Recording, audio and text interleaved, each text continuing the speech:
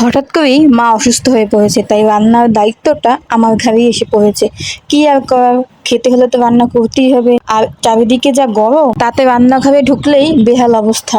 কিন্তু কি আর করার, রান্না তো করতেই হবে, না হলে আমরা আর খাবো কি। তাই সেজন্য ভাবলাম যে শর্টকাটে যে কোনো একটা রান্নাই করে ফেলি।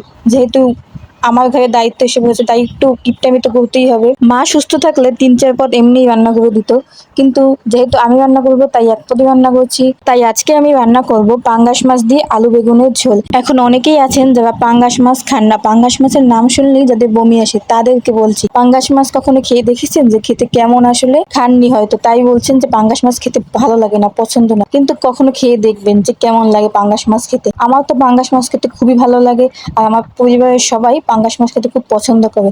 যাই হোক, কথা বলতে বলতে আমার রান্নাও প্রায় শেষ হয়ে গেছে। বক্সে আপনারা অবশ্যই জানাবেন যে কে কে পাঙ্গাস মাছ খেতে পছন্দ করেন এবং কে কে পাঙ্গাস মাছ খেতে পছন্দ করেন না।